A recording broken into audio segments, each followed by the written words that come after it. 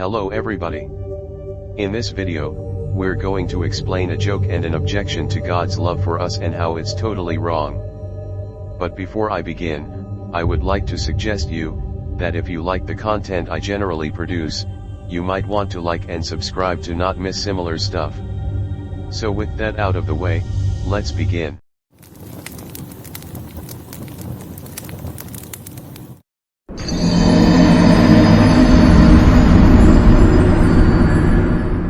So, this joke that is sometimes used by radical atheists, or a meme as internet jokes are often called, is this, that God supposedly sacrificed his mere weekend for us. This comes from the fact that we Christians claim, that he rose from the dead, therefore not really dying. But see, that is 100% wrong even in itself.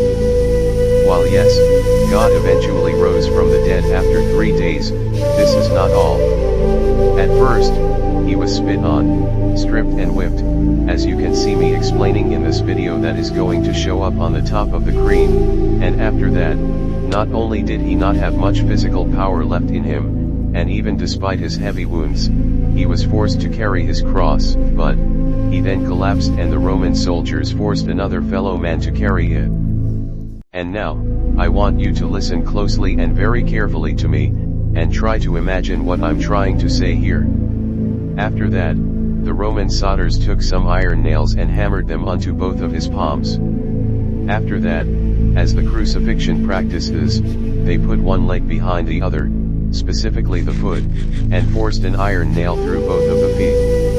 And all that was done on top of the cross, meaning he was forced to be on the cross, for neither did he have the strength to get out of there, nor did he have any foundation, the fact that we typically use our hands to do stuff, to try and even escape on. Moreover, the nails were put in such a specific way, that it causes the most pain possible.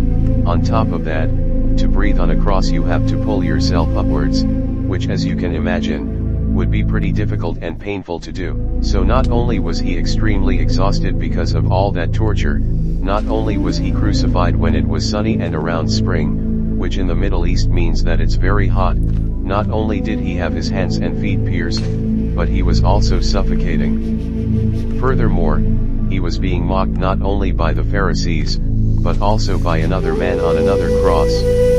Lastly, according to Christianity and Christian theology, all of the sins of men, past, present and future, were brought on top of him.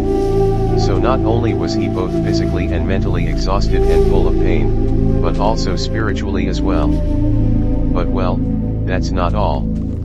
On top of that, Jesus Christ of Nazareth then spent 3 days in Hades, or hell as it's otherwise known. It's only then that he came back from the dead. And meanwhile yes, some of that is stuff that atheists don't believe in, like the spiritual drought and how he spent 3 days in Hades, but this is an objection and mockery of the Christian God, hence why Christian theology is needed to properly respond to that. Thanks for watching. Alleluia,